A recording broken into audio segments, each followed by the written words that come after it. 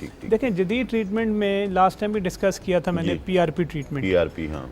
अब कम टाइम है तो इसलिए बताना चाहूँ, पीआरपी ट्रीटमेंट में हम पेशेंट का ब्लड लेके उसमें से ब्लड को सेपरेट करते हैं और उसमें से प्लाज्मा अलग कर लेते हैं। तो इसी तरह हम पीआरपी अपने पास हाईली स्टेरिलाइज्ड कंडीशन में बना लेते हैं। ठीक है। वही पीआरपी का जो इंजेक्शन है हम समझ लीजिए कि इस डिस्क पे लगा देते हैं। अच्छा, डिस्क पे लगा। तो वो जो इंजेक्शन है उस डिस्क पे जाके इस डिस्क की जो प्रॉब्लम है, जो भी सूजन है, उसको ख़त्म कर देता है। ठीक है। तो आप ही पेशेंट के ही ब्लड से लिया गया है वो, तो ये एक नेचुरल वे हो गया।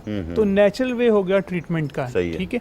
इसके अलावा जिस जॉइंट से भी पेन ओरिजिनेट हो रही है, जैसे मैंने कहा कोई रीज़न मल्टीपल फैसेट जॉइंट हो सकते हैं, मुख्तलिफ उनके ये जो जोड़ हैं, मुख्तलिफ जोड़ों में तकलीफ हो सकती है। तो उन्हीं फैसेट जॉइंट्स के अंदर हम इंजेक्शन लगाते हैं। ठीक है।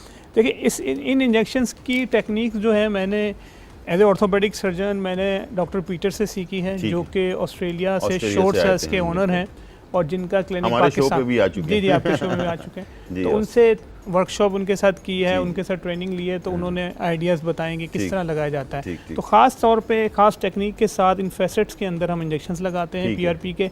तो ये जो फैसेट्स की जो चिकनी हड्डी है ये भी बेहतर होना शुरू हो जाती है। इसके अलावा प्लस क्या करते हैं, जितने भी लिगामेंट्स होते हैं यहाँ पे, जितने भी लिगामेंट्स लगे होते हैं उनको भी इंजेक्ट करते हैं, मल्टीपल इंजेक्शन करते हैं। अब मल्टीपल इंजेक्शन से क्या होता है, उसके अंदर हीलिंग प्रोसेस स्टार्ट हो जाता है, तेज हो जाता है और वो जो लिगामेंट्स हैं अपनी जगह पर हील होना शुरू हो जाते हैं। कुछ बेसिक मेडिकेशन जैसे कि पैनाडोल या सिंपल मेडिकेशन हम देते हैं पेशेंट को।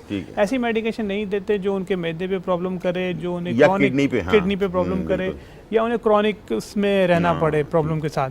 तो इसी तरह इसके सेशंस अब कितने होते हैं, कुछ पेशेंट्स को 2 सेशन में फ़ायदा हो जाता है, कुछ पेशेंट को 3, डिपेंड करता है डिजीज़ की कंडीशन कितनी है। कुछ पेशेंट को सिंगल डिस्क की डिजीज़ होती है, कुछ पेशेंट को मल्टीपल डिस्क की डिजीज़ होती है, मल्टीपल डिस्क इन्वॉल्व होती है। जब मल्टीपल डिस्क इन्वॉल्व होंगी उसमें ऑपरेट करना बहुत ख़तरनाक है, क्योंकि ये पूरा स्पाइन जब आप काटेंगे तो पूरा ये अनस्टेबल हो जाएगा।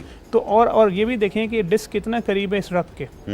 तो अगर डिस्क यहाँ से किसी ने काटी तो यहाँ करीब में बिल्कुल ये रग मौजूद है। अगर ये रग को इंजर्ड हो गई तो पूरा जो लिम्ब है आपका पैरालाइज हो सकता है। ठीक है। इसलिए हम कहते हैं कि उस वक्त तक सर्जरी नहीं करनी जब तक बहुत ज़्यादा हाई रिस्क ना हो या बहुत शदीद किस्म की हाई डिस्क ना हो। तो इसीलिए हमने ये ट्रीटमेंट यहाँ शुरू किया है। अब ज़रा वो जो इंजेक्ट डिलीवरी के टाइम पे जी अक्सर पेशेंट ख़वातीन स्पेशली जब मेरे क्लिनिक में आती हैं वो कहती हैं कि डिलीवरी के वक्त जब हमें इंजेक्शन लगा है कमर में, उसके बाद हमें ये बैक पेन शुरू हो गया है। लेकिन मैं ये बताना चाहूँगा कि वो, बल्कि क्लियर करना चाहूँगा सबको कि वो बैक पेन उस इंजेक्शन की वजह से नहीं हुआ। अच्छा, ठीक है। जब इंजेक्शन लगा है आपको कमर में तो आपके नीचे का धड़ पूरा सुन्न हो गया।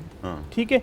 सुन्न होने के बाद ये पूरा बेजान हो गया। लेकिन ड्यूरिंग दिस ऑपरेशन आपका कंप्लीट हो गया, जब आपको शिफ्ट किया गया तो उसके दरमियान में हो सकता है आपके ये जो पूरा स्पाइन है उसकी मूवमेंट कुछ गड़बड़ हो गई हो, कुछ आपके लिगामेंट्स इंजर्ड हो गए हो और उसके दरमियान में हो सकता है आपकी डिस्क पर ज्यादा जोर आ गया, क्योंकि ये चीज आपकी बेजान है। तो ये डिपेंड करता है शिफ्ट करने वालों ने किस तरह आपको उठा के शिफ्ट किया है दूसरी जगह पे। ये भी मैं चाहूँगा कि बाकायदा हमारी फीमेल को अवेयर होना चाहिए कि ड्यूरिंग शिफ्ट आपका दर्द तो बिल्कुल वो है, सुन हुआ आपको तो नहीं पता, तो आपने उन्हें कहना है कि हमें एहतियात से शिफ्ट करें। ऐसा नहीं उठा के चादर उठाई और उठा के ऐसे करके शिफ्ट कर दिया, ऐसा नहीं। क्योंकि स्पाइन पे जब जोर आ जाएगा आपको समझें कि ये तो आप तो अपने सेल्फ नहीं होल्ड कर पा रहे ना, तो अगर स्पाइन पे जोर आ जाएगा तो इस जोर की वजह से क्या होगा, उनकी डिस्क हिल सकती हैं, उनके लिगामेंट्स टॉर्न हो सकते हैं, लिगामेंट्स में इंजरी हो सकती है और उस वजह से उनको पेन परसिस्ट करता है। जो है कि उस वक्त इंजेक्शन के बाद उनको जब शिफ्टिंग करना जगह शिफ्ट करें तो बहुत ही एहतियात से शिफ्ट करें, यानी कि उससे पहले बता देना चाहिए डॉक्टर्स को भी बताना चाहिए और खुद आजकल लोग एजुकेटेड हैं उन्हें भी बताना चाहिए शिफ्टिंग करने वालों को, क्योंकि टाइम इतना होता है सब लोग जल्दी जल्दी शिफ्टिंग कर रहे होते हैं। तो शिफ्ट में बताना चाहिए कि भाई शिफ्ट करते हुए एहतियात से करना है। तो इसीलिए लोग जो हैं, जो फीमेल खवातीन हैं, वो समझती हैं कि नहीं मुझे जो इंजेक्शन लगा था ना उस वजह से वो पेन हुआ है और आप डॉक्टर साहब तो और इंजेक्शन लगा रहे हैं तो और पेन ना हो जाए। तो इसीलिए मैं ये क्लियर करना चाह रहा हूँ कि वो पेन उस इंजेक्शन का पेन नहीं है। वो जो पेन है बेसिकली शिफ्ट करने की वजह से जो आपके लिगामेंट्स या जो आपकी डिस्टर्बेंस हुई है स्पाइन में। बहुत अच्छा मतलब ये मैं समझा कि कमर से नीचे का हिस्सा जब इंजेक्शन लगाते हैं तो पूरा जिस्म यानी कि वो नीचे वाला हिस्सा बेजान हो जाता है और जब बेजान होता है तो गलत तरीके से उठाकर दूसरी जगह शिफ्ट करेंगे तो जाहिर बात है वो पूरा जोर जो है ना कमर की डिस्क के ऊपर पड़ता है, तो फिर ये जो दर्द है ये हमेशा के लिए जो है ना इंसान के साथ साथ चल रहा होता है, चल जाता है। ये एक मेजर प्रॉब्लम होती है, जो कि पहले से डॉक्टर्स को यानी कि वहाँ के जो मेडिकल स्टाफ है उनको भी अवेयर, हम तो खैर अवेयरनेस देते हैं, हमारी अच्छी गायनेकोलॉजिस्ट भी हैं, वो भी अवेयरनेस अच्छी देती हैं कि शिफ्ट करते वक्त ख्याल करें।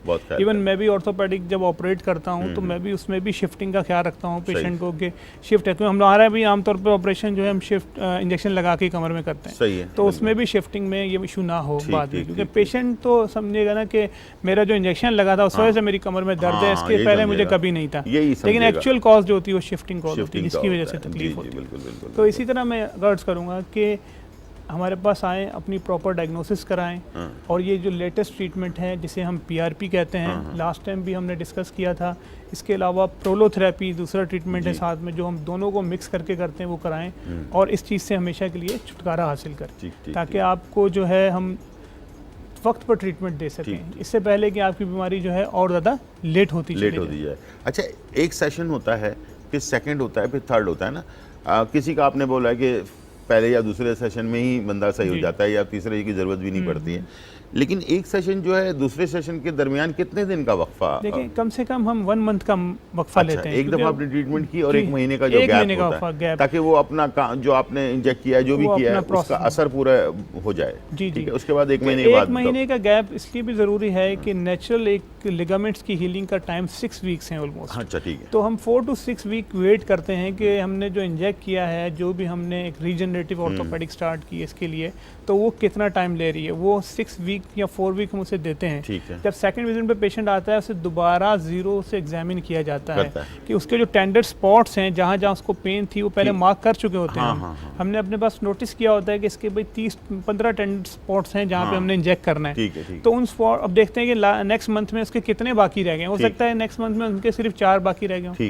हो सकता है उनके नेक्स्ट मंथ में 6 बाकी रह गए या ज़्यादा बाकी रह गए। जितने भी रह जाते हैं तो दोबारा हम एग्जामिन करके उन्हीं टेंडर स्पॉट्स पर इंजेक्शन हम लगाते हैं, ताकि जो है उनको बेहतरी आ सके। यानी कि अगर सेशन बढ़ता जाए तो 1 महीना के बाद बुलाते हैं या फिर 1 महीने बाद? और हमेशा 1 महीने का गैप देते हैं। तो आमतौर पे अल्हम्दुलिल्लाह 2 से 3 सेशन के अंदर पेशेंट बहुत इंप्रूवमेंट फील करता है। जी डॉक्टर साहब, क्लोजिंग होने जा रही है, ब्रेक खत्म होने जा रहा है, तो ये सामने कैमरा है, जरा मैसेज। हाँ, मैसेज तो ये है कि जितनी भी बीमारियां हैं हमारे पास, अल्लाह ताला ने सबका इलाज किसी न किसी तरीके से दिया है, और ये हम लोग हैं जो इसको नए से नए तरीके से हमें ज़रिया बनाया है, नए से नए तरीके से नई जदीद टेक्नोलॉजी लेकर आएँ और इसका इलाज हम दरियाफ़्त करें।